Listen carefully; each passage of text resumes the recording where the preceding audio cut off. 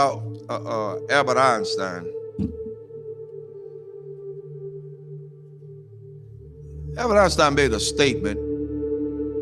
He says that I'm not interested in the phenomenon or that phenomenon. Einstein had said earlier in his life, I want to know the thoughts of God. The rest are mere details. But as he lay there dying in the Princeton hospital, he must have understood that these were secrets that God was clearly keen to hang on to. You know what the secret is? Love. Love. Love.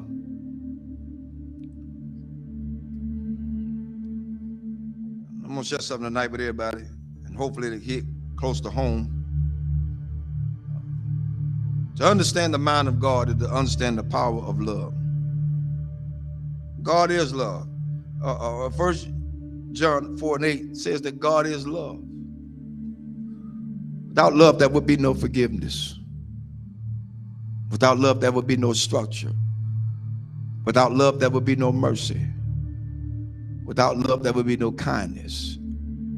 Without love, everything else would go completely out the window. I learned this week. Took some people to let me know that I was still hurting. And I'm gonna let everybody know tonight. This is my reality. Not to slight anybody. A lot of things that I know I hadn't always done right, hadn't been right. But I had an incident this week to wake me up real good. At certain points, we can give our children what we didn't have so much until we forget about teaching them structure. This week, I learned at some point you won't be respected. And that's for everybody. You're not going to be respected because they feel the way they feel. They're emotionalized. They're emotional creatures. Therefore, they don't know. But I did the one thing I thought that I would never do. Turn and walk. That's where I was. But I found out that I had a whole halo of hurt that I'd never been released from.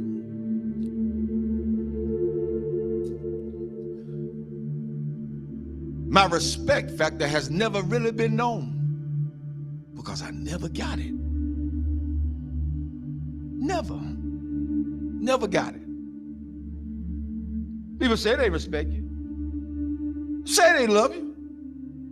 Where is it? One of the things we got to realize is what we train our children to do, they're going to do it to the fullest extent. If you let them be into your business as adults, then they're going to have all rights and privileges to say what they want to say, not knowing the outcome of what could be. But I learned something. Even though I went through all that hurt and I'm still hurting, that's all right. I don't mind it. I'm going to go through this thing. I'm going to go through it. Because at this point, I don't owe nobody nothing. I owe God himself. For me, I did what I needed to do and walked away. I did what I had to do and walk away. And it ain't easy. It ain't easy trying to do right and you still get damaged. It ain't easy. God help me tonight. It is not easy. It is not easy to be in a place and feel like you're trapped. Because even when you do good, evil is always present. So you have to face the fact. That's why I said a lot of times, I've told people, and I still tell people today, don't hold me up as no God. Because I'm going to fall. And I'm going to make you fall. Don't hold me as no God. I'm going to make some decisions that folk just is not going to like. I'm going to turn over some chairs and some tables that people are not going to even be able to imagine that, whoa, the Reverend did that. Oh, yes, because I'm human. I'm human. I'm human. One thing I learned from all this is that you don't have to stay where you're not welcome. Thirdly, I ain't studying nothing nobody say. I came in this world alone. I'm gonna die alone. So you got to stand for yourself. I'm teaching my children that now, and I'm teaching them that from a distance right now. Because what could have happened didn't. And I love all of them. I love everybody. I love everybody. But there comes a point in your life you got to let go.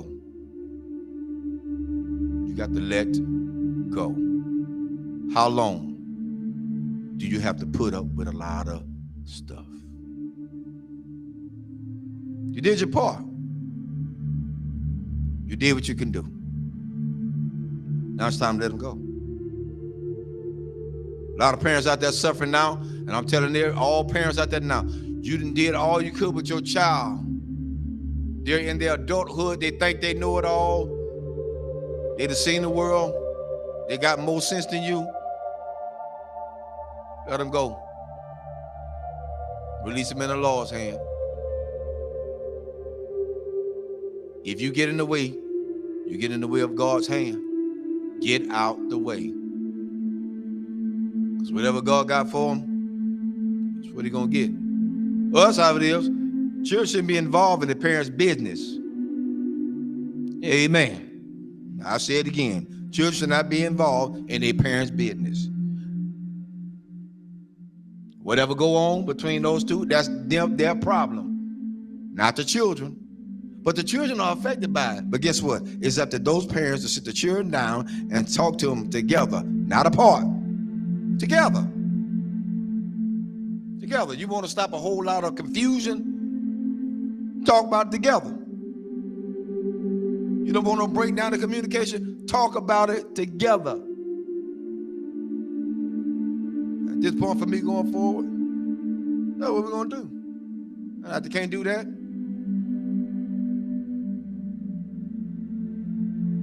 I ain't playing with them. There's a lot you can do. And God help me. I'm strong as an ox. But the Lord is a protector and a shield from everything. And Lord help me, I got the scars to prove it. Cried many a days. But I ain't got to cry no more. My mind's made up.